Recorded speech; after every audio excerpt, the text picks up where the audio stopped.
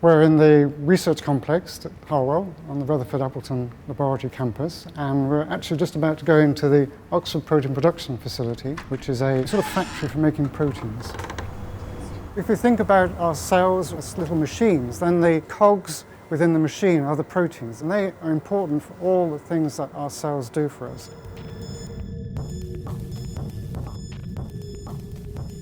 Proteins are coded for by genes, so the genes give us the dictionary, the letters that we're going to use to tell us what the protein is going to look like. So we isolate this DNA from different cells, can be human cells, from animal cells, bacterial cells. We engineer that DNA and put it back into a bacterial cell. So this is a process for getting back that DNA sample. So we actually look at the DNA using this gel. In each of those blue lines there's a dye, and inside the dye is the DNA itself. This is to check that the genes we want have got into the bacteria, and then we're ready to go over to the next stage.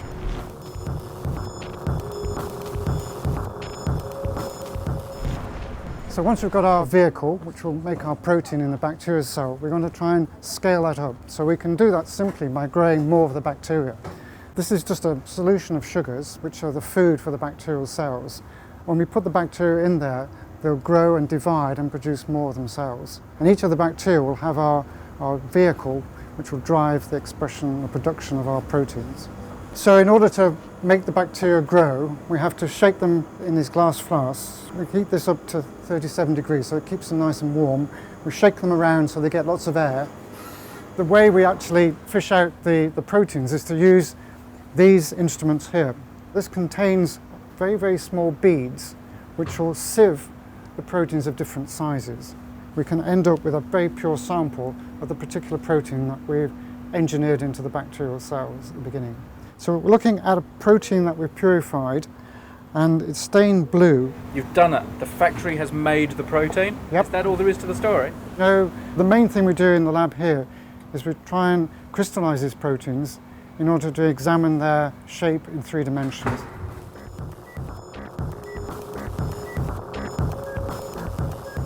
Now, growing crystals is a very tricky business, and so we have a special lamp for that, which we keep at fixed temperature and very clean. So Neil's just going to show us setting up a protein crystallization experiment. And we use this very special instrument, which actually takes its inspiration from an inkjet printer.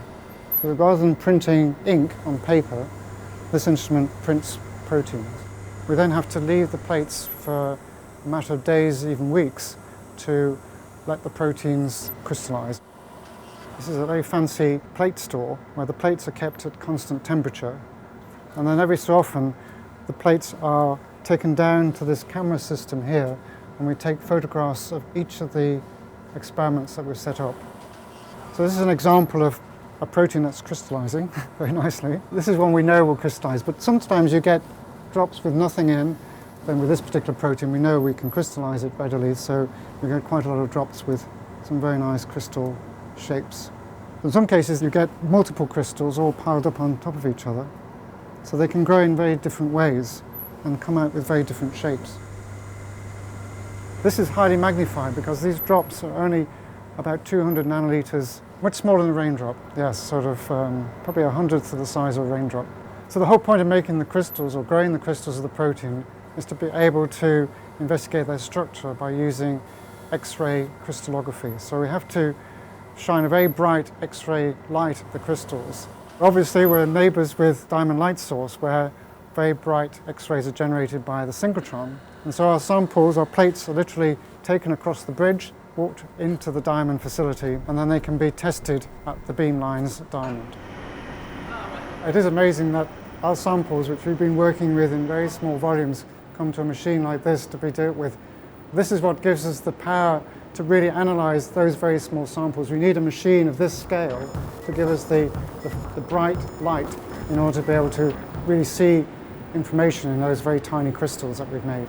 So when the X-rays hit the crystal sample, it diffracts the synchrotron light, the X-rays are diffracted, and that creates a set of spots which are collected on a detector behind the crystal sample.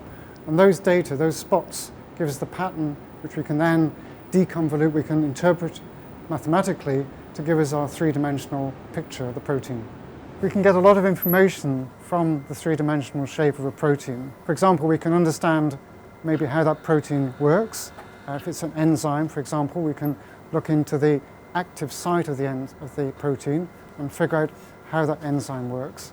But perhaps more importantly, in the context of drug discovery and trying to find new medicines, if we identify an enzyme, for example, that's involved in a disease state, then by looking at its three-dimensional structure, we can maybe figure out how to interfere and block the activity of that particular enzyme. They're essential components of all living things. Proteins are, if you like, the things that link the genes to who we are and what we do.